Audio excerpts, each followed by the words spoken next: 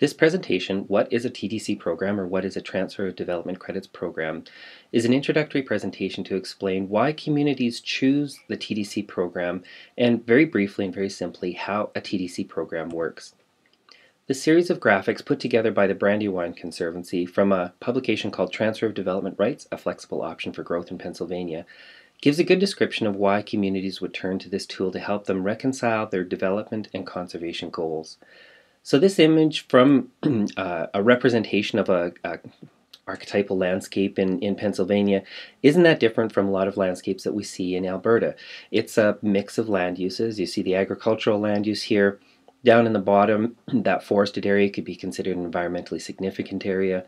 Up towards the top, towards the right, there's a small development there, a hamlet development, consistent with a lot of the developments that we see in Alberta, small towns.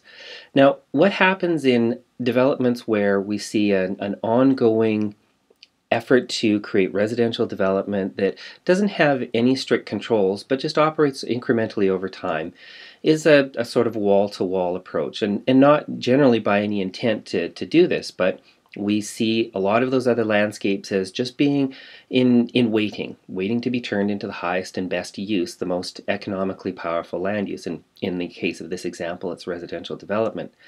So in this picture, you see residences spread across the landscape. The agricultural landscape is pretty much gone entirely. Same with the ecologically sensitive area that we saw down at the bottom. There's still a few strips of forested area there. And that hamlet towards the top and the right is pretty much the same as it was before. So over the last 40 years or so, there's been an effort on the part of planners to try and promote what's been known variously by different names, but essentially all boils down to cluster development. Can we cluster a lot of this residential development in areas to try and promote conservation of some of those other landscapes that we don't want to see converted to something different? So in this case, we have the same number of residential units. They're clustered in a variety of places. We have most of that environmentally significant area down at the bottom still there. That hamlet towards the top and right is still there and still in pretty much the same form. We have a lot more of the agricultural landscape across here than we did before. But the biggest issue here is fragmentation. You're seeing fragmentation of the agricultural landscape.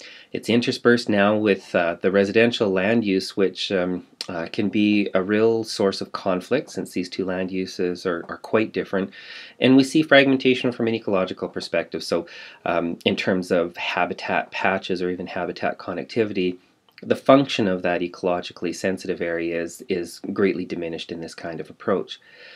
What transfer of development credits are trying to do is move past clustering into something that is, by way of incentives, moving towards a better distribution of land uses across the landscape. Now again, transfer of development credits are not a tool to stop development. They are a tool to reconcile development and conservation, and really the goal is to try and better site development in a way that conserves the land uses in other areas and does so in a fair and equitable way. So in the case of this graphic representation, what has happened is through incentives there's been a focus on that hamlet as a place that's being appropriate for development. In the previous slide, we saw development spread across the entire landscape. The cost of servicing is very high. The cost of servicing the more compact development here is much less, so more desirable to the municipality. But what you see with those other landscapes, the other land uses on this landscape, the agricultural land use is much more intact and it's not so fragmented. It means that as an industry or as a land use, it's much more viable. And the same thing with the ecologically sensitive landscape here down at the bottom. It's again much more intact, large contiguous blocks that are more ecologically viable. So the whole point here is to reduce fragmentation and to increase the viability of those different types of landscapes that you're trying to conserve. Not by stopping development, but by better locating and siting development.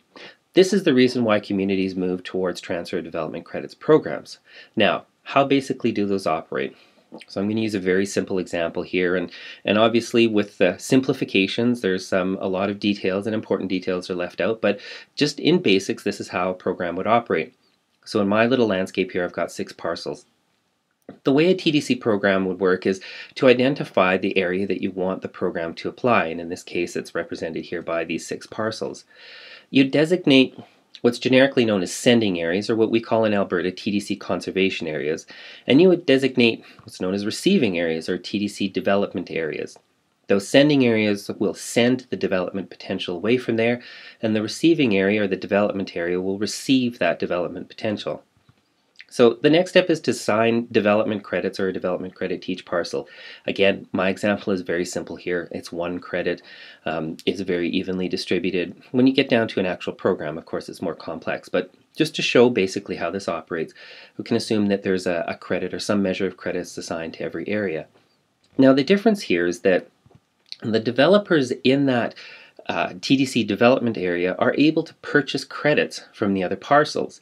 That means that development potential, represented by the credit, is moved off of those conservation areas and it's moved into those development areas.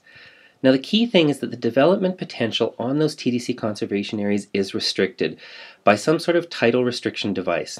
So that might be a conservation easement or an historical resources designation, but the point is that that restriction is enduring.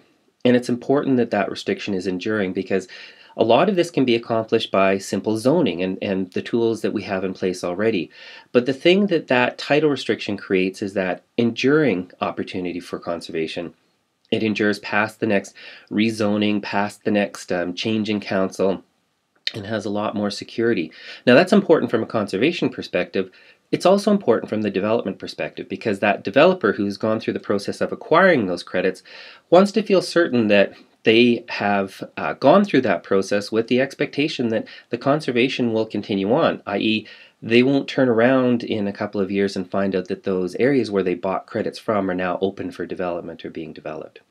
So this very simply is a description of why communities have turned to conservation easements and how to transfer development credits, and how a transfer of development credits program fundamentally works.